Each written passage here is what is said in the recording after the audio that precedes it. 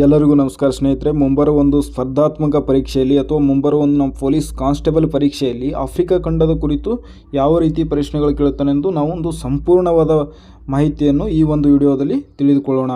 Africa ಖಂಡವನ್ನು ನಾವು ಮಾನವೀಯತೆಯ ತೊಟ್ಟಿಲು ಎಂದು ಕರೆಯುತ್ತೇವೆ. ಏಕೆಂದರೆ ಮಾನವರು ಮೊದಲು ವಿಕಾಸಗೊಂಡಿದ್ದು ಇದೇ ಖಂಡದಲ್ಲಿ. ಇಲ್ಲಿಂದ ಮಾನವರು ಜಗತ್ತಿನಲ್ಲಿ ಬೇರೆ ಬೇರೆ ಭಾಗಗಳಿಗೆ ವಲಸೆ ಹೋದರೆಂದು ಹೇಳಲಾಗುತ್ತದೆ. ಮತ್ತು ಈ ಖಂಡದ ಅತಿ ದೊಡ್ಡ ಬಂದರು ಯಾವುದಪ್ಪ ಅಂದ್ರೆ ಮುಂಬಾಸ್ ಬಂದರು ಪೋರ್ಟ್. ಆಫ್ರಿಕಾ ಖಂಡವು ಜಗತ್ತಿನಲ್ಲಿ ಒಂದು ಅತಿ ಬಡತನ ಮತ್ತು ಹಿಂದುಳಿದ ಖಂಡವಾಗಿದೆ. ಈ ಖಂಡವು ಅತ್ಯಂತ ಲೇಟಾಗಿ ಅಥವಾ ಅತಿ ತಡವಾಗಿ ಒಂದು ಸಂಶೋಧನೆ ಮಾಡಿದ್ದರಿಂದ ಈ ಖಂಡವನ್ನು ನಾವು ಕಗ್ಗತ್ತಲೆಯ ಖಂಡ ಅಂತೂ ಸಹ ಕರಿತೇವೆ. ಈ ಖಂಡವು ಬಾರ್ತೋಲೋಮಿಯೋ ಡಯಾಸ್ ಅವರು 1488ರಲ್ಲಿ ಈ ಖಂಡವನ್ನು ಸಂಶೋಧಿಸಿದರು ಅಥವಾ ಕೇಪ್ ಆಫ್ ಗುಡ್ ಹೋಪ್ಗೆ ಬಂದು ತಲುಪಿದರು. ಈ ಬಾರ್ತೋಲೋಮಿಯೋ ಡಯಾಸ್ ಯಾರಪ್ಪ ಅಂದ್ರೆ ಇವರು ಪೋರ್ಚುಗೀಸರ ಒಂದು ನಾವಿಕರಾಗಿರ್ತಾರೆ. ಈ ಆಫ್ರಿಕಾ ಖಂಡದ ಬಗ್ಗೆ ನಾವು ಸ್ವಲ್ಪ ತಿಳಿದುಕೊಳ್ತಾ ಹೋಗೋಣ. ಆಫ್ರಿಕಾ ಖಂಡವನ್ನು ಅಥವಾ ಆಫ್ರಿಖಂಡದ ಅತಿ ದೊಡ್ಡ ಸರೋವರ ಯಾವುದಪ್ಪ ಅಂದ್ರೆ ಲೇಕ್ ವಿಕ್ಟೋರಿಯಾ ಸರೋವರ. ಇದು ಆಫ್ರಿಖಂಡದ ಯಾವ ದೇಶದಲ್ಲಿ ಕಂಡು ಬರುತ್ತದೆ ಲೇಕ್ ವಿಕ್ಟೋರಿಯಾ ಸರೋವರ ಅಂತಲೇ ಪ್ರಶ್ನೆ ಆಗಿದ್ದಾವೆ ಪ್ರೀವಿಯಸ್ ಕ್ವಶನ್ ಇದು ಪೊಲೀಸ್ ಕಾನ್ಸ್ಟೇಬಲ್ ಪರೀಕ್ಷೆಯಲ್ಲಿ. ಈ ಆಫ್ರಿಕಾ ಖಂಡದ ತಾಂಜೇನಿಯಾ ದೇಶದಲ್ಲಿ ಕಂಡುಬರುತ್ತದೆ. ಈ ಆಫ್ರಿಕಾ ಖಂಡದಲ್ಲಿ ಅತಿ ದೊಡ್ಡ ದ್ವೀಪ ಯಾವುದಪ್ಪ ಅಂದ್ರೆ ಮಡಗಾಸ್ಕರ್ ದ್ವೀಪ ಆಗಿರುತ್ತದೆ. ಮಡಗಾಸ್ಕರ್ ದ್ವೀಪ. ಈ ಆಫ್ರಿಕಾ ಖಂಡದಲ್ಲಿ ಭೂಗಡಿ ಹೊಂದಿರುವ ಒಂದು ದೇಶಗಳು ಯಾವಪ್ಪ ಅಂದ್ರೆ ಅಥವಾ ಎಷ್ಟು ದೇಶಗಳಂದ್ರೆ 15 ದೇಶಗಳು. ಅತಿ ದೊಡ್ಡ ಮರುಭೂಮಿ ಯಾವುದಪ್ಪ ಅಂದ್ರೆ ಸಹರಾ ಮರುಭೂಮಿ ಆಗಿರುತ್ತದೆ. ಇದು ವಿಶ್ವದಲ್ಲೇ ಅತಿ ದೊಡ್ಡ ಒಂದು ಮರುಭೂಮಿ ಆಗಿರುತ್ತದೆ. ಆಫ್ರಿಕಾ ಖಂಡದ ಒಂದು ಉದ್ದವಾದ ನದಿ ಯಾವುದಪ್ಪ ಅಂದ್ರೆ ನೈಲ್ ನದಿ ಆಗಿರುತ್ತದೆ. ದೊಡ್ಡದಾದ ನದಿ ಯಾವುದಪ್ಪ ಅಂದ್ರೆ ಕಾಂಗೋ ನದಿ.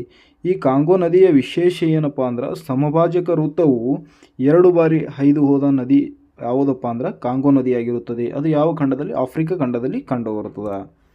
ಮುಂದೆ ಹೋಗೋಣ. ಇಲ್ಲಿ ನೋಡಿ, ಆಫ್ರಿಕಾ ಖಂಡದ ಒಂದು ಭೌಗೋಳಿಕ ನಕ್ಷೆಯನ್ನು ನೋಡಿದಾಗ ಆಫ್ರಿಕಾ ಖಂಡದ ಪೂರ್ವಕ್ಕೆ ಇಂಡಿಯನ್ ಓಷಿಯನ್ ಕಂಡು ಬರುತ್ತದೆ, ಹಿಂದೂ ಮಹಾಸಾಗರ. ಅದೇ ಈಶಾನ್ಯಕ್ಕೆ ನಾವು ನೋಡಿದಾಗ ರೆಡ್ ಸಿ. ಈ ರೆಡ್ ಸಿ ಏನು ಮಾಡ್ತಪ್ಪ ಅಂದ್ರೆ ಏಷ್ಯಾ ಖಂಡ ಮತ್ತು ಯುರೋಪ್ ಖಂಡವನ್ನು ಬೇರ್ಪಡಿಸುವ ಒಂದು ಸಮುದ್ರ ಯಾವುದಪ್ಪ ಅಂದ್ರೆ ಕೆಂಪು ಸಮುದ್ರ ಆಗಿರುತ್ತದೆ. ಹಾಗೆ ಯುರೋಪ್ ಮತ್ತು ಆಫ್ರಿಕಾ ಖಂಡವನ್ನು ಬೇರ್ಪಡಿಸುವ ಒಂದು ಸಮುದ್ರ ಯಾವುದು? ಮೆಡಿಟೇರಿಯನ್ ಓಷಿಯನ್ ಆಗಿರುತ್ತದೆ. ಹಾಗೆ ಆಫ್ರಿಕಾ ಖಂಡದ ಪಶ್ಚಿಮ ಭಾಗಕ್ಕೆ ಯಾವುದಂದ್ರೆ ದಕ್ಷಿಣ ಅಟ್ಲಾಂಟಿಕ್ ಸಮುದ್ರ ಕಂಡುಬರುತ್ತದೆ. ಹಾಗೆ ಪೂರ್ವಕ್ಕೆ ಇಂಡಿಯನ್ ಓಷಿಯನ್ ಕಂಡುಬರುತ್ತದೆ. ಉತ್ತರಕ್ಕೆ ಮೆಡಿಟೇರಿಯನ್ ಸಮುದ್ರ ಕಂಡುಬರುತ್ತದೆ. ಈ ಆಫ್ರಿಕಾ ಖಂಡದಲ್ಲಿ ಮುಖ್ಯವಾಗಿ ಅಟ್ಲಾಸ್ ಪರ್ವತ ಶ್ರೇಣಿಗಳು ಕಂಡುಬರ್ತವೆ. ಅಟ್ಲಾಸ್ ಪರ್ವತ ಶ್ರೇಣಿಗಳು ಆಫ್ರಿಕಾ ಖಂಡದ ಯಾವ ಭಾಗದಲ್ಲಿ ಕಂಡುಬರುತ್ತವೆ ಅಂತೆ ನಾವು ಹಿಂದಿನ ಪೊಲೀಸ್ ಕಾನ್ಸ್ಟೇಬಲ್ ಪರೀಕ್ಷೆಯಲ್ಲಿ ಕೇಳಿದ್ದಾನೆ. ಯಾವ ಭಾಗದಲ್ಲಿ ಕಂಡುಬರ್ತವೆ ಅಂದ್ರೆ ಇಲ್ಲಿ ನೋಡಿ, ವಾಯುವ್ಯ ಭಾಗದಲ್ಲಿ ಕಂಡುಬರುತ್ತದೆ. ಹಾಗಾಗಿ ಮುಂದೆ ನೋಡೋಣ. ಆಫ್ರಿಕಾ ಖಂಡದಲ್ಲಿರುವಂಥ ಒಂದು ಪ್ರಮುಖ ದೇಶಗಳ ಬಗ್ಗೆ ಅಥವಾ ಒಟ್ಟು ಟೋಟಲ್ ಆಫ್ರಿಕಾ ಖಂಡದಲ್ಲಿ 54 ದೇಶಗಳು ಕಂಡುಬರ್ತವೆ. ಅದರ ಮುಖ್ಯವಾಗಿ ಯಾವ್ಯಾವ ದೇಶಗಳದಾವ ಅಂತ ತಿಳ್ಕೊತಗೋಣ. ಮೊಟ್ಟ ಮೊದಲು ನಾವು ಏನು ತಿಳ್ಕೊಳ್ಳೋಣಪ್ಪ ಅಂದ್ರೆ ಮಡಗಾಸ್ಕರ್ ಬಗ್ಗೆ ತಿಳ್ಕೊಳ್ಳೋಣ. ಮಡಗಾಸ್ಕರ್ ನಾನು ಆವಾಗಲೇ ಹೇಳ್ದೆ, ಆಫ್ರಿಕಾ ಖಂಡದ ಅತಿ ದೊಡ್ಡ ದ್ವೀಪ ಯಾವುದಪ್ಪ ಅಂದ್ರೆ ಮಡಗಾಸ್ಕರ್ ದ್ವೀಪ ಆಗಿರ್ತದೆ. ಹಾಗಾಗಿ ನಾವು ಮುಂದೆ ನೋಡೋಣ. ಮಡಗಾಸ್ಕರ್ ಎಲ್ಲಿ ಕಂಡು ಬರ್ತವೆ ಅಂದರೆ ಇಲ್ಲಿ ಕಂಡು ಬರ್ತವೆ ನೋಡಿ. ಆಫ್ರಿಕಾ ಖಂಡದಲ್ಲಿ ಕಂಡುಬರುವಂಥ ಪ್ರಮುಖ ದೇಶಗಳು ಅಲ್ಜೀರಿಯಾ, ಮೊರೊಕ್ಕೊ, ಲಿಬಿಯಾ, ಈಜಿಪ್ಟ್ ದೇಶದಲ್ಲಿ ಪಿರಾಮಿಡ್ಗಳು ಕಂಡುಬರ್ತವೆ ಅತಿ ಮುಖ್ಯವಾಗಿ. Mauritania, Mali, Niger, Chad, Sudan, Ethiopia, Somalia. ಈ ಸೋಮಾಲಿಯಾ ಬಗ್ಗೆ ನಾವು ಸ್ವಲ್ಪ ತಿಳ್ಕೊಳ್ಳೋಣ. ಸೋಮಾಲಿಯಾ ಇದು ಅತಿ ಉದ್ದವಾದ ಕರಾವಳಿ ತೀರವನ್ನು ಹೊಂದಿರುವ ದೇಶವಾಗಿದೆ. ಆಫ್ರಿಕಾ ಖಂಡದ ಅತಿ ಉದ್ದವಾದ ಕರಾವಳಿ ತೀರವನ್ನು ಹೊಂದಿರುವ ಒಂದು ದೇಶ ಯಾವುದಪ್ಪ ಅಂದ್ರೆ ಸೋಮಾಲಿಯ ದೇಶ. ಈ ಸೋಮಾಲಿಯ ದೇಶದಲ್ಲಿ ಅತಿ ಹೆಚ್ಚು ಕಡಲ್ಗಾಳರು ಕಂಡುಬರುವಂಥ ಒಂದು ದೇಶವೂ ಆಗಿರುತ್ತದೆ. ಹಾಗೆ ಆಫ್ರಿಕಾದ ಕೊಂಬು ಎಂದು ಯಾವ ದೇಶವನ್ನು ಕರೀತಾರಪ್ಪ ಅಂದ್ರೆ ಇದೇ ಸೋಮಾಲಿಯ ದೇಶವನ್ನೇ ಕರೀತಾರೆ. ಆಫ್ರಿಕಾ ಕೊಂಬು ಅಂದರೆ ಇಲ್ಲಿದೆ ನೋಡಿ, ಕೊಂಬು ಥರ ಇದೆ ಇದು. ಆಫ್ರಿಕಾ ದೇಶದ ಕೊಂಬು ಎಂದು ಯಾವ ದೇಶವನ್ನು ಕರೀತಾರಪ್ಪ ಅಂದ್ರೆ ಸೋಮಾಲಿಯ ದೇಶವನ್ನು ಕರೀತಾರೆ. ಹಾಗೆ ಮುಂದೆ ನೋಡೋಣ. Angola, Zambia, Zimbabwe, Tanzania. Lake Victoria ಸರೋವರ ಇಲ್ಲೇ ಕಂಡುಬರುತ್ತೆ ನೋಡಿ. ಲೇಕ್ ವಿಕ್ಟೋರಿಯಾ ಸರೋವರ ಎಲ್ಲಿ ಕಂಡುಬರುತ್ತದೆ? ತಾಂಜೇನಿಯಾ ದೇಶದಲ್ಲಿ ಕಂಡುಬರುತ್ತದೆ. ಹಾಗೆ ಸೌತ್ ಆಫ್ರಿಕಾ, ನಮೀಬಿಯಾ, ಬೋಟ್ಸ್ವಾನಾ. ಇಷ್ಟು ಒಂದು ಪ್ರಮುಖವಾದ ದೇಶಗಳು ಆಫ್ರಿಕಾ ಖಂಡದಲ್ಲಿ. ಮುಂದೆ ನೋಡೋಣ. ಆಫ್ರಿಕಾ ಖಂಡವು ನಾವೊಂದು ಭೌಗೋಳಿಕ ಸ್ವರೂಪವನ್ನು ನೋಡಿದಾಗ ಆಲ್ರೆಡಿ ನೋಡೇ ನಾವು ಮ್ಯಾಪಲ್ಲಿ. ಇದು ಇಲ್ಲಿ ನೋಡಿ, ಆಫ್ರಿಕಾ ಖಂಡ ಒಂದು ಈ ರೀತಿ ಇದೆ ಅಂತ ತಿಳ್ಕೊಳ್ಳಿ. ಆಫ್ರಿಕಾ ಖಂಡದ ಪೂರ್ವಕ್ಕೆ ಯಾವುದು ಕಂಡುಬರುತ್ತೆ ಅಂದ್ರೆ ಹಿಂದೂ ಮಹಾಸಾಗರ ಕಂಡುಬರುತ್ತದೆ. ಅದೇ ಪಶ್ಚಿಮಕ್ಕೆ ದಕ್ಷಿಣ ಅಟ್ಲಾಂಟಿಕ್ ಮಹಾಸಾಗರ ಕಂಡುಬರುತ್ತದೆ. ಅದೇ ಉತ್ತರಕ್ಕೆ ಮೆಡಿಟೇರಿಯನ್ ಸೀ ಕಂಡುಬರುತ್ತದೆ. ಹಾಗೆ ಈಶಾನ್ಯಕ್ಕೆ ರೆಡ್ ಸಿ ಕಂಡುಬರುತ್ತದೆ. ಹಾಗೆ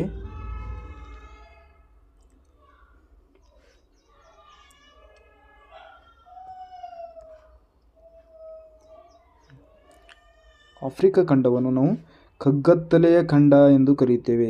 ಕಗ್ಗತ್ತಲೆಯ ಖಂಡ ಎಂದು ಕರೆಯಲು ಕಾರಣ ಏನಪ್ಪ ಅಂದ್ರೆ ಈ ಖಂಡವನ್ನು ಭಾಳ ಲೇಟಾಗಿ ಸಂಶೋಧನೆ ಮಾಡಿದ್ರು ಅಥವಾ ಲೇಟಾಗಿ ಬೆಳಕಿಗೆ ಬಂತಂತೆ ಕಗ್ಗತ್ತಲೆಯ ಖಂಡ ಎಂದು ಕರಿತೇವೆ. ಕಗ್ಗತ್ತಲೆ ಖಂಡ ಅಂದರೆ ಕತ್ಲಿರುವಂಥ ಖಂಡ ಅಂತ ಅಲ್ಲ. ಆಫ್ರಿಕಾ ಖಂಡವನ್ನು ಕಗ್ಗತ್ತಲೆ ಖಂಡ ಅಂತ ಯಾಕೆ ಕರಿತೇವೆ ಅಂತ ತಿಳ್ಕೊಂಡೇವಾ. ನೆಕ್ಸ್ಟ್, ಆಫ್ರಿಕಾ ಖಂಡವನ್ನು ನಾವು ಉಷ್ಣವಲಯದ ಖಂಡ ಎಂದು ಕರಿತೇವೆ. ಏಕೆ ಉಷ್ಣವಲಯದ ಖಂಡ ಅಂತ ಕರಿತೇವಪ್ಪ ಅಂದ್ರೆ ಆಫ್ರಿಕಾ ಖಂಡದಲ್ಲಿ ಕರ್ಕಾಟಕ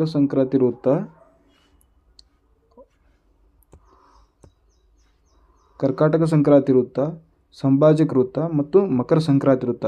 ಈ ಮೂರು ವೃತ್ತಗಳು ಹೈದಿರೋದ್ರಿಂದ ಸೂರ್ಯನ ಕಿರಣಗಳು ನೇರವಾಗಿ ವರ್ಷವಿಡೀ ಈ ಖಂಡದ ಮೇಲೆ ಬೀಳೋದರಿಂದ ಈ ಖಂಡವನ್ನು ನಾವು ಉಷ್ಣವಲಯದ ಖಂಡ ಎಂದು ಕರೆಯುತ್ತೇವೆ. ಹಾಗಾಗಿ ಜನಸಂಖ್ಯೆಯಲ್ಲಿ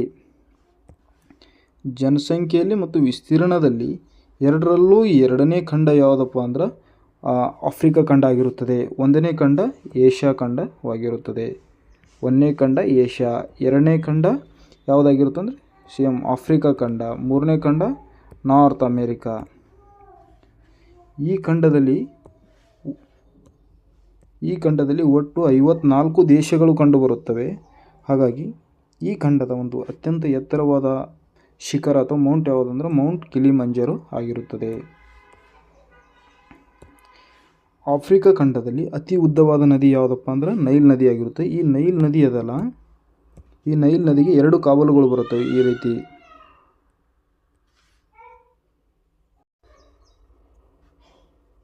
ಈ ವೈಟ್ ನೈಲ್ ಮತ್ತು ಬ್ಲೂ ನೈಲ್ ನದಿಗಳದವಲ್ಲ, 2 ಕಾವಲುಗಳದವ.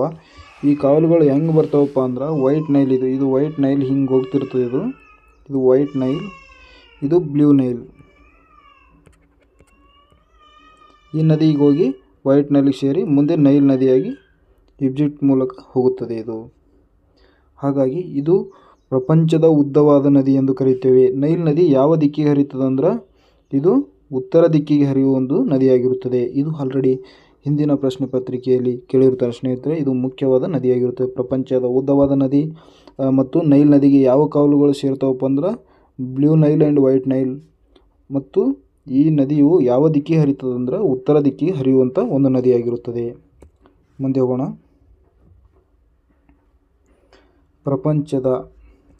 ಆಫ್ರಿಕಾ ಖಂಡದ ಅತಿ ದೊಡ್ಡ ದ್ವೀಪ ಯಾವುದಪ್ಪ ಅಂದ್ರೆ ಮಡಗಾಸ್ಕರ್ ದ್ವೀಪ. ಪ್ರಪಂಚದ ಅತಿ ದೊಡ್ಡ ದ್ವೀಪ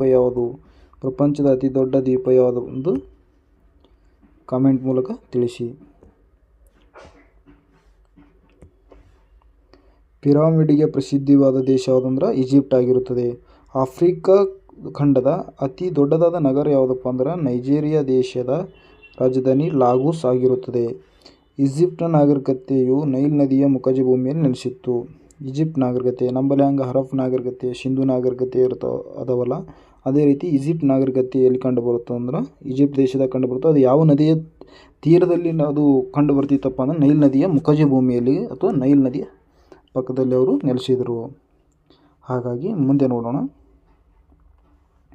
ಆಫ್ರಿಕ ಖಂಡದ ಮೇಲೆ ಈಗ ಹೇಳಿದಲ್ಲ ಆಲ್ರೆಡಿ, ಸಮಭಾಜಕ ವೃತ್ತ, ಕರ್ಕಾಟಕ ಸಂಕ್ರಾಂತಿ ವೃತ್ತ, ಮಕರ ಸಂಕ್ರಾಂತಿ ವೃತ್ತ ಹಾದು ಹೋಗುತ್ತವೆ. ಹಾಗಾಗಿ ಇದು ಉಷ್ಣವಲಯದ ಖಂಡ ಅಂತ ಕರಿತೀವಿ. ಉಷ್ಣವಲಯದ ಖಂಡ ಯಾಕಪ್ಪ ಕರಿತೀವಿ ಅಂದ್ರೆ 3 ಅಂದರೆ ಸೂರ್ಯನ ಕಿರಣಗಳು ವರ್ಷವಿಡೀ ನೇರವಾಗಿ ಆಫ್ರಿಕ ಖಂಡದ ಮೇಲೆ ಬೀಳೋದರಿಂದ ನಾವು ಇದನ್ನು ಉಷ್ಣವಲಯದ ಖಂಡ ಅಂತ ಕರಿತೀವಿ. ಉಷ್ಣವಲಯದ ಖಂಡ 3 ವೃತ್ತಗಳು ಅದರ ಮೇಲೆ ಹಾದು ಹೋಗುತ್ತವೆ. ಆಫ್ರಿಕಾ ಖಂಡದಲ್ಲಿ ಕಿಂಬರ್ಲಿ ಎಂಬ ವಜ್ರದ ಗಣಿ ಕಂಡುಬರುತ್ತದೆ. ಆ ಕಿಂಬರ್ಲಿ ವಜ್ರ ಗಣಿ ಯಾವ ದೇಶದ ಕಂಡುಬರುತ್ತದೆ ಅಂದ್ರೆ ಆಫ್ರಿಕಾ ಖಂಡದ ಒಂದು ಸೌತ್ ಅಂದರೆ ದಕ್ಷಿಣ ಆಫ್ರಿಕಾದಲ್ಲಿ ಕಂಡುಬರುತ್ತದೆ. ವಿಶ್ವದ ಅತ್ಯಂತ ಆಳವಾದ ಗಣಿ ಯಾವುದಂದ್ರೆ ಕಿಂಬರ್ಲಿ. ಯಾವ ದೇಶದಲ್ಲಿ ಕಂಡುಬರುತ್ತಪ್ಪ ಅಂದರೆ ಇದು ದಕ್ಷಿಣ ಅಮೆರಿಕ, ಇದು ಸೌತ್ ಆಫ್ರಿಕಾದಲ್ಲಿ ಕಂಡುಬರುತ್ತದೆ. ಏಷ್ಯಾ ಖಂಡದ ಅತ್ಯಂತ ಆಳವಾದ ಗಣಿ ಯಾವುದಪ್ಪ ಅಂದ್ರೆ ಕೋಲಾರದ ಚಾಂಪಿಯನ್ ರೀಫ್, ಕರ್ನಾಟಕ, ನಮ್ಮ ಹೆಮ್ಮೆಯ ಕರ್ನಾಟಕದ. ನುಮಿಬಿಯನ್ ಮರುಭೂಮಿ ಸುಡಾನ್ ದೇಶದಲ್ಲಿ ಕಂಡುಬರುತ್ತವೆ. ನೈಲ್ ಕಣಿವೆಯು ಹತ್ತಿ ಬೆಳೆಗೆ, ನೈಲ್ ನದಿ ಕಣಿವೆ ಯಾವುದಕ್ಕಂದ್ರೆ ಹತ್ತಿ ಬೆಳೆ ಜಾಸ್ತಿ ಬೆಳಿತಾರೆ ಅಲ್ಲಿ. ಯಾಕಪ್ಪ ಅಂದ್ರೆ ನೀರು ಜಾಸ್ತಿ ಇರ್ತದೆ. ನೀರು ಜಾಸ್ತಿ ಇರೋದ್ರಿಂದ ಒಂದು ಫಲವತ್ತಾದ ಮಣ್ಣು ತಂದು ತಡಗಿ ಬಿಡುತ್ತದೆ. ಹಾಗಾಗಿ ಹತ್ತಿ ಬೆಳೆ ಸೂಕ್ತವಾದ ಮಣ್ಣು ಯಾವುದಂದು ಕಾಮೆಂಟ್ ಮಾಡಿ. ಯಾವುದಪ್ಪ ಅಂದ್ರೆ ಕಪ್ಪು ಮಣ್ಣು. ಗಾನಾ ದೇಶದ ಕರಾವಳಿಯನ್ನು ನಾವೇನಂತೀವಪ್ಪ ಅಂದ್ರೆ ಗೋಲ್ಡ್ ಕೋಸ್ಟ್ ಅಂತ ಕರಿತೀವಿ. ಆಫ್ರಿಕ ಖಂಡದ ದಕ್ಷಿಣ ತುದಿ ಕೇಪ್ ಆಫ್ ಅಗುಲಾಸ್. ಕೆಂಪು ಸಮುದ್ರವು ಆಫ್ರಿಕಾವನ್ನು ಏಷ್ಯಾದಿಂದ ಬೇರ್ಪಡಿಸುತ್ತದೆ. ಕೆಂಪು ಸಮುದ್ರವು ಆಫ್ರಿಕಾದಿಂದ ಏಷ್ಯಾವನ್ನು ಬೇರ್ಪಡಿಸುತ್ತದೆ. ಇದು ನಿಮ್ಮ ಮ್ಯಾಪ್ ಮೂಲಕ ಆಲ್ರೆಡಿ ನಾನು ತಿಳಿಸಿಕೊಟ್ಟಿದ್ದೇನೆ ಮತ್ತು ಇನ್ನು ಮುಂದೆ ಇನ್ನೂ ತಿಳಿಸ್ತೀನಿ. ವಿಶ್ವದ ಅತಿ ಹೆಚ್ಚು ಚಿನ್ನ ಉತ್ಪಾದಿಸುವ ದೇಶ ಅಂದರೆ ದಕ್ಷಿಣ ಆಫ್ರಿಕಾ. ಇಥಿಯೋಪಿಯಾದ ಮೂಲ ಹೆಸರು ಅಂದ್ರೆ ಮೊದಲನೇ ಹೆಸರು ಏನಂದ್ರೆ ಅವಿಶೀನಿಯಾ. ಕಲಹರಿ ಮರುಭೂಮಿ ಬೋಟ್ಸ್ವಾನಾ ದೇಶದಲ್ಲಿ ಕಂಡುಬರುತ್ತದೆ. ಬೋಟ್ಸ್ವಾನಾ ದೇಶ ಎಲ್ಲದಂದ್ರೆ ಹಿಂಗೆ ಆಫ್ರಿಕಾ ಕಾಂಟಿನೆಂಟ್ ಅವು ಅಂದ್ರೆ ದಕ್ಷಿಣಕದ ಬೋಟ್ಸ್ವಾನ್. ಹಾಗೆ ಆಫ್ರಿಕಾದ ವಾಯುವ್ಯ ಭಾಗದಲ್ಲಿ ಅಟ್ಲಾಸ್ ಪರ್ವತಗಳು ಕಂಡುಬರುತ್ತವೆ. ನಾನು ಮ್ಯಾಪ್ ಮೂಲಕ ತಿಳಿಸ್ತೀನಿ. ಇಲ್ಲಿ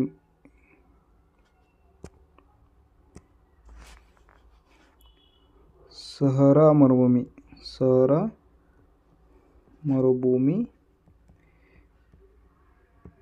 ಯಾವ ದೇಶದಲ್ಲಿ ಆವರಿಸಿದವಪ್ಪ ಅಂದ್ರೆ ಅಲ್ಜೀರಿಯಾ, ಲಿಬಿಯಾ, ಈಜಿಪ್ಟ್, ಇಲ್ಲೊಂದು ಟುನೇಷಿಯಾ ಅಂತ ಬರುತ್ತೆ, ಟುನೇಷಿಯಾ, ಸುಡಾನ್, ಸ್ವಲ್ಪ ಇಥಿಯೋಪಿಯಾ, ಇದು ಎರಿಟ್ರಿಯಾದಾಗೂ ಹೋಗಿದೆ, ಮತ್ತು ನೈಜೀರಿಯಾ, ಚಾಡ್, ಮಾಲಿ ಮತ್ತು ಮಾರಿಟಾನಿಯಾ ಮತ್ತು ವೆಸ್ಟರ್ನ್ ಸಹರಾ, ಪಶ್ಚಿಮ ಸಹರಾದಲ್ಲಿ ಹರಡಿದೆ ಈ ಸಹರಾ ಮರುಭೂಮಿ. ಹಾಗೆ ನೆಕ್ಸ್ಟ್ ನೋಡೋಣ. ಇಲ್ಲಿ ನೋಡಿ, ಯಾವಾಗಲೂ ಹೇಳೋದಲ್ಲ, ಆಫ್ರಿಕ ಖಂಡದ ವಾಯುವ್ಯ ಭಾಗಕ್ಕೆ ಯಾವ ಸಮುದ್ರದ ರೆಡ್ ಸಮುದ್ರವು ಯಾವ 2 ಖಂಡಗಳನ್ನು ಬೇರ್ಪಡಿಸುತ್ತದೆ ಅಂದ್ರೆ ಏಷ್ಯಾ ಮತ್ತು ಆಫ್ರಿಕಾ ಖಂಡವನ್ನು ಬೇರ್ಪಡಿಸುತ್ತದೆ. ಹಾಗೆ ಯುರೋಪ್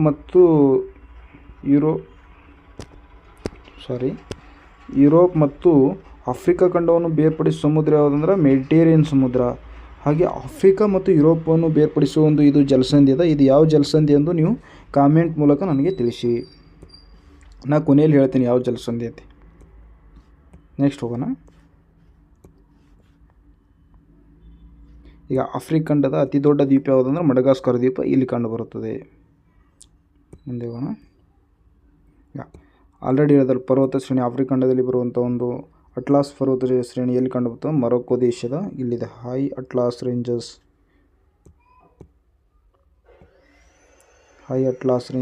ಮಿಡಲ್ ಅಟ್ಲಾಸ್ ರೇಂಜಸ್ ಇಲ್ಲಿದೆ ನೋಡಿ. ಅಂದರೆ ಆಫ್ರಿಕ ಖಂಡದ ವಾಯುವ್ಯ ಭಾಗಕ್ಕೆ ಬರ್ತವೆ ಅವು. ಆಫ್ರಿಕ ಖಂಡದಲ್ಲಿ ಕಂಡುಬರುವಂಥ ಒಂದು ಪ್ರಮುಖ ಮರುಭೂಮಿ ಯಾವುದಪ್ಪ ಅಂದ್ರೆ ಕಲಹರಿ ಮರುಭೂಮಿ. ಈ ಕಲಹರಿ ಮರುಭೂಮಿ ಯಾವ ದೇಶದಲ್ಲಿ ಹರಡಿದಾವಪ್ಪ ಅಂದ್ರೆ 3 ದೇಶದಲ್ಲಿ ಹರಡಿವ. ಬೋಟ್ಸ್ವಾನಾ ದೇಶ, ನಮೀಬಿಯಾ ದೇಶ ಮತ್ತು ಸೌತ್ ಆಫ್ರಿಕಾ ದೇಶದಲ್ಲಿ ಈ ಕಲಹರಿ ಮರುಭೂಮಿಯನ್ನು ನಾವು ಕಾಣಬಹುದು. ಅಂದರೆ 3 ದೇಶದಲ್ಲಿ ಹರಡಿದೆ ಅಂತ ನೋಡೋಣ. ಈಗ ಭೌಗೋಳಿಕವಾಗಿ ನೋಡೋಣ. ಆಫ್ರಿಕಾ ಖಂಡದ ಪೂರ್ವ ಭಾಗಕ್ಕೆ ಇಂಡಿಯನ್ ಓಷನ್ ಇದೆ. ಇಲ್ಲಿ ಪಶ್ಚಿಮ ಭಾಗಕ್ಕೆ ಸೌತ್ ಅಟ್ಲಾಂಟಿಕ್ ಮಹಾಸಾಗರ, ಉತ್ತರಕ್ಕೆ ಮೆಡಿಟೇರಿಯನ್ ಸಮುದ್ರ, ವಾಯುವ್ಯಕ್ಕೆ ರೆಡ್ ಸಿ ಕಂಡುಬರುತ್ತದೆ. ಇಲ್ಲಿದೆ ನೋಡಿ, Cape of good hope, ಬಾರ್ತೊಲೋಮಿಯೋ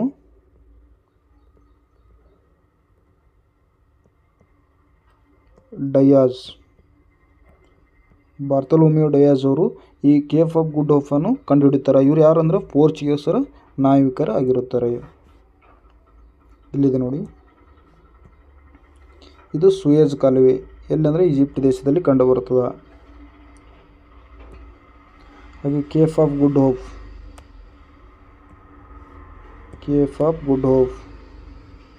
Suez ಕಾಲುವೆ.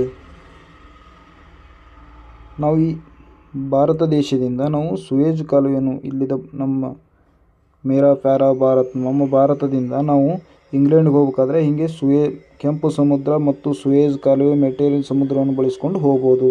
ಈ ಸೂಯೆಜ್ ಕಾಲುವೆ ಆಗಿರೋದ್ರಿಂದ ನಾವು ಒಂದು ಸಮಯವನ್ನು ಉಳಿತಾಯ ಆಗ್ತಾಯಿದೆ.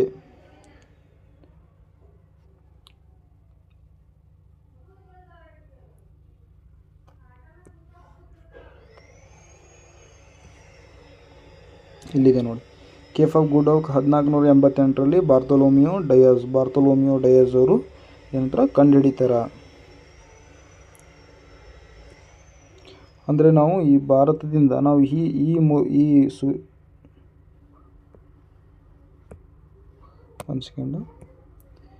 ಸೂಯೆಜ್ ಕಾಲುವೆಯನ್ನು ನಾವು ಬಳಸ್ಕೊಂಡು ಹೋದರೆ ಬರೀ 12,000 ಕಿಲೋಮೀಟ್ರಲ್ಲಿ ನಾವು ಈ ಲಂಡನ್ಗೆ ತಲುಪುತ್ತೇವೆ. ಒಂದು ವೇಳೆ ಸೂಯೆಜ್ ಕಾಲುವೆ ಇರಲಿಲ್ಲ ಅಂದರೆ ಕೇಪ್ ಆಫ್ ಗುಡ್ ಹೋಪ್ ಮೂಲಕ ಹಿಂಗೆ ಸೌತ್ ಆಫ್ರಿಕಾನ ಸುತ್ತರಿದು ನಮ್ಮ ಹಡಗುಗಳು ಲಂಡನ್ಗೆ ಹೋಗ್ತಿದ್ದವು. ಆವಾಗ ಎಷ್ಟು ಕಿಲೋಮೀಟ್ರ್ ಆತಂದ್ರೆ 20,900 ಕಿಲೋಮೀಟ್ರ್, 24 ಡೇಸ್ ತೊಗೋತಿತ್ತು. ಇವಾಗ 14 ದಿನದಲ್ಲಿ ನಾವು ಹೋಗೋದು ಬರೀ 12,000 ಕಿಲೋಮೀಟ್ರಲ್ಲಿ. ಹಾಗಾಗಿ ನಮ್ಮ ಸಮಯ ಮತ್ತು ನಮ್ಮ ಇಂಧನವನ್ನು ಉಳಿತಾಯ ಆಗ್ತದೆ ಮತ್ತು ನಮ್ಮ ಹಣವನ್ನು ಉಳಿತಾಯ ಆಗ್ತಾ ಇದೆ ಈ ಥರ ಆಗೋದ್ರಿಂದ, ಅಂದರೆ ಈ ಸೂಯೆಜ್ ಕಾಲುವೆಯಿಂದ. ನೆಕ್ಸ್ಟ್ ಹೋಗೋಣ.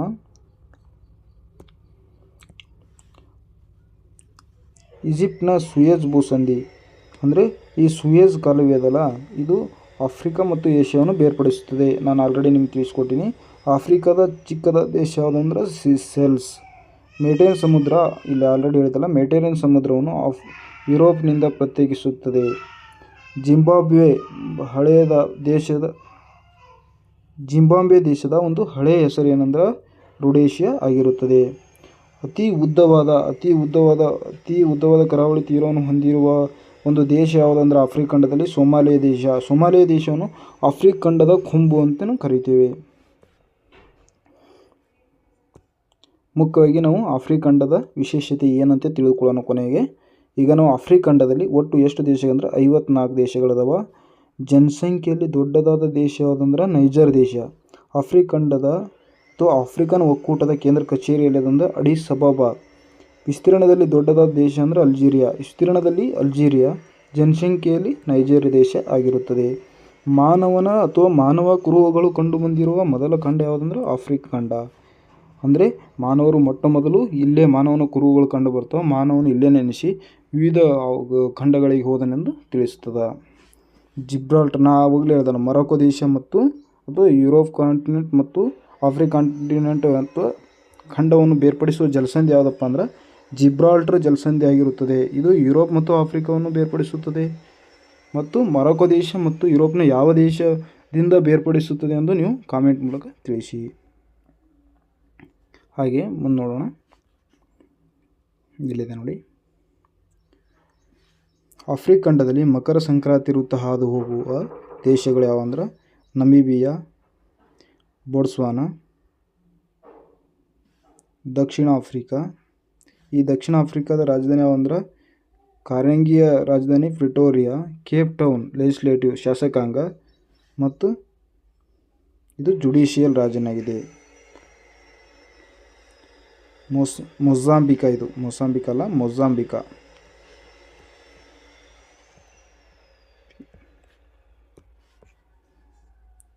ಆಫ್ರಿಕಾ ಖಂಡದಲ್ಲಿ ಕರ್ಕಾಟಕ ಸಂಕ್ರಾಂತಿ ವೃತ್ತ ಯಾವ ದೇಶಗಳ ಮೂಲಕ ಹಾದು ಹೋಗುತ್ತಂದ್ರೆ ದಕ್ಷಿಣ ಸಹರಾ, ಮಾಸಿನಿಯಾ, ಮಾಲಿ, ಅಲ್ಜೀರಿಯಾ, ಲಿಬಿಯಾ, ನೈಜರ್, ಈಜಿಪ್ಟ್ ಮತ್ತು ರೆಡ್ ಸಮುದ್ರದ ಮೂಲಕ ಹಾದು ಹೋಗುತ್ತದೆ.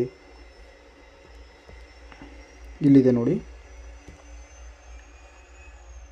Traffic of Capricorn. ಇದು ನೋಡಿ ಖಂಡಗಳ ಮೂಲಕ ನಾವು ನೋಡೋಣ. ಏಷ್ಯಾ, ಆಸ್ಟ್ರೇಲಿಯಾ ಖಂಡ, ಯುರೋಪ್ ಖಂಡ ಮತ್ತು ದಕ್ಷಿಣ ಅಮೇರಿಕಾ ಖಂಡದ ಮೂಲಕ ಹಾದು ಹೋಗುತ್ತದೆ. ಯಾವುದಪ್ಪ ಅಂದ್ರೆ ನಾವು ಮಕರ ಸಂಕ್ರಾಂತಿ ವೃತ್ತವನ್ನು ನೋಡ್ತೀವಿ. ಮಕರ ಸಂಕ್ರಾಂತಿ ವೃತ್ತವು ಒಂದು ವೇಳೆ ಆಫ್ರಿಕಾ ಖಂಡದಲ್ಲಿ ಯಾವ ದೇಶದ ಮೂಲಕ ಹಾದು ಹೋಗ್ತಾವೆ ಅಂದ್ರೆ ಮಡಗಾಸ್ಕರ್, ಮೊಜಾಂಬಿಕಾ, ಬೋಟ್ಸ್ವಾನಾ, ನಮೀಬಿಯಾ ದೇಶದ ಮೂಲಕ ಹಾಯ್ದು ಹೋಗುತ್ತವೆ. ಅದೇ ಸೌತ್ ಅಮೇರಿಕಾದಾಗ ಯಾವ ದೇಶದ ಮೂಲಕ ಹಾಯ್ದು ಹೋಗ್ತಾವೆ ಅಂದ್ರೆ ಅರ್ಜೆಂಟೀನಾ, ಚಿಲ್ಲಿ ಮತ್ತು ಪರಗ್ವೆ ಮೂಲಕ ಹಾಯ್ದು ಹೋಗುತ್ತವೆ. ಇದನ್ನು ನಾವು ಹೆಂಗೆ ಕೂನ್ ಹಿಡಿಬೇಕಪ್ಪ ಅಥವಾ ನೆನಪಿಡ್ಬೇಕಂದ್ರೆ ACP ಅಂತ ನೆನಪಿಡಬೇಕು. ACP ಅಂದರೆ ಅರ್ಜೆಂಟೀನಾ, ಚಿಲ್ಲಿ ಮತ್ತು ಪರಾಗ್ವೆ ಆಗಿರುತ್ತದೆ. ಇಲ್ಲಿದೆ ನೋಡಿ, ಆಫ್ರಿಕಾ ಖಂಡದಲ್ಲಿ 1, 2 ಮತ್ತು 3 ವೃತ್ತಗಳು ಹಾಯ್ದು ಹೋಗೋದ್ರಿಂದ ಇದನ್ನು ಉಷ್ಣವಲಯದ ಖಂಡ ಅಂತಲೂ ಕರೆಯುತ್ತೇವೆ.